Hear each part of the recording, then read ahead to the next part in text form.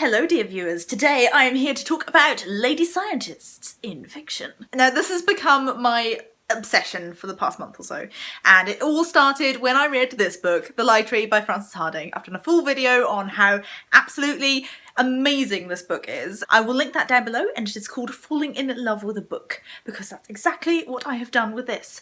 So after finishing this, I reread it, and then I went on a hunt for other books that had similar themes and similar characters. So today I'm going to share my findings, and I am also going to ask you lovely people to give me recommendations for other awesome lady scientists in fiction, because I want to read more of them. So the first one is obviously Faith from The Lie Tree. She is struggling in this Victorian setting to be taken seriously as a woman, and especially as a very young woman. She is so clever, so switched on, and basically I just want to be her best friend because she's awesome. And she is a lot like Lyra Silvertongue from His Dark Materials.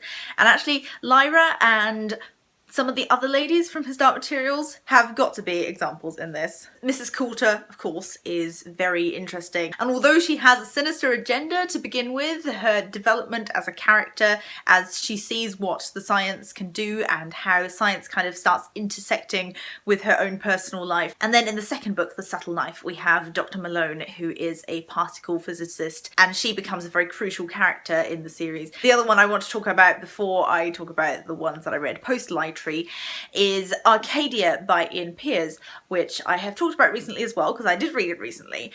But this is a lot like His Dark Materials in many ways. There are lots of parallels to that, and also to Tolkien and to C.S. Lewis. But most importantly, there is a great lady scientist character, and we see all of these things revolving around her and what she is doing. And it's all very mysterious and all very wonderful. Everyone should read Arcadia because it's an incredible book. So the first lady scientist book that I read after reading The Lie Tree was The Signature of All Things by Elizabeth Gilbert, which has many similarities to The Lie Tree. If you've been following me for a while, then you might know that I read Elizabeth Gilbert's Big Magic, which is her non-fiction book, and thought that it was really not good, and I disagreed with most of what she said.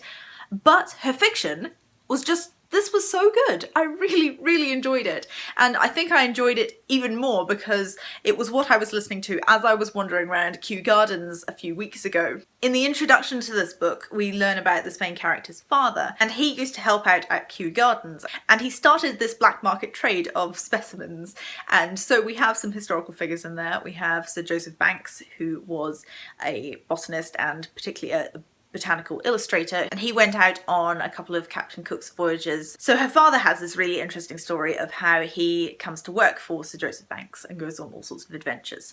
But the main story is about his daughter, and she becomes a botanist in her own right. She does lots of botanical drawings and eventually becomes especially interested in fungi. So that's the basis of this novel, and that's what I found most interesting. I did enjoy the other story aspects of it, and it's about her falling in and out of love, but I was fascinated by her fascination with the natural world around her. She of course comes from a very privileged background, as her father became very wealthy, and her father obviously knows a lot about plants, so she's learned a lot of what she knows from him. And what I found interesting about this next book that I'm going to talk about is that the main character does not come from the same privileged background. This is based on the true story of Mary Anning, who was a working class woman, and she used to collect fossils in Lyme Regis, which is in the southwest of England. So she discovers this truly remarkable find, which is the fossil of an ichthyosaurus. And this was one of the most interesting finds in the history of paleontology. And of course what happens after this is found is different people lay claim to it. There's a rival fossil hunter who wants it for himself,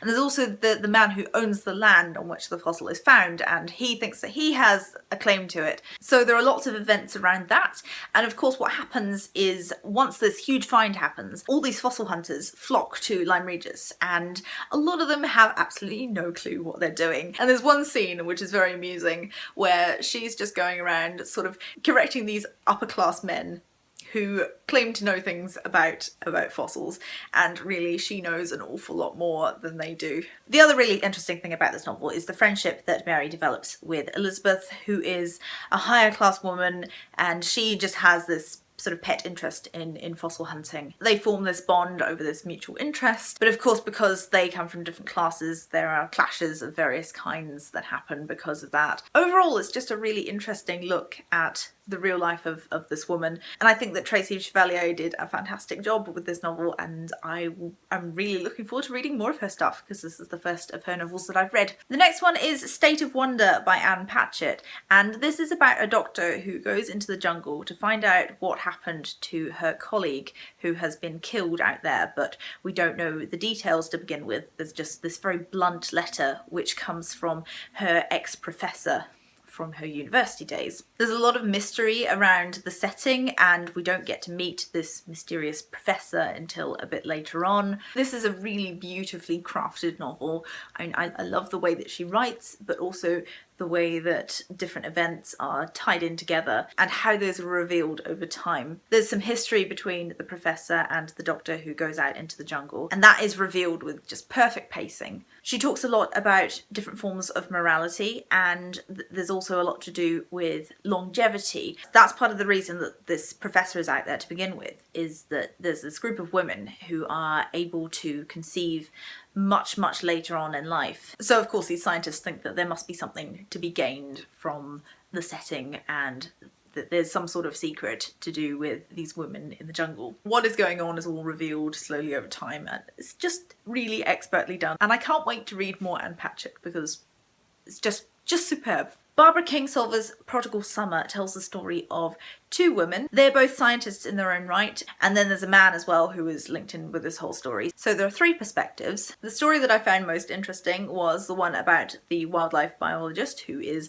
living in the hills. She's living this cabin in the woods kind of lifestyle. She's up in the mountains where the weather can be very volatile, and there's all this interesting wildlife. Her particular interest is in this one type of coyote which lives in this area, and she is tracking and monitoring them. Her peaceful and tranquil life is disrupted when this man arrives, and he is a hunter. They form this strange attachment, and their relationship and the kind of conversations that they have around these animals is really interesting. The other woman has moved to this farm from the city. She's married to this farmer, and her husband is unexpectedly killed in an accident, and she has to take on the reins of this farm, and she wants to try to do things differently around this place and experiment with some different things. She has morality issues about growing tobacco, and she wants to try something new. The trouble is that her husband's family are very resistant to this idea. She also has this interest in butterflies and nature, which ties in with the whole farming thing, and her development throughout the book is really in-depth and very well done. So the next book is a bit different. This is A Natural History of Dragons by Marie Brennan. This is a fantasy novel, as the name probably suggests, and it's about this woman who has this interest in dragons,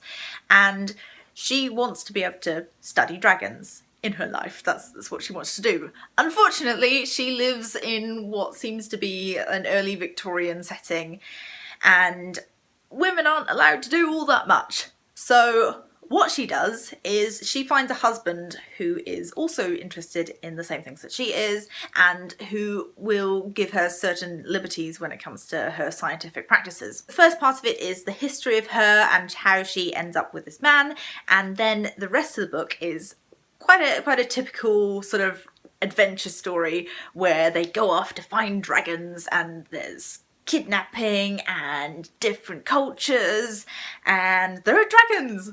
There are dragons. It's all very exciting. These dragons are really put under a microscope in this book, and they have some very interesting biological features. I won't spoil anything by going too much into that, but at one point where she talks about one feature, I just thought, wow, that is such an imaginative and clever thing to come up with.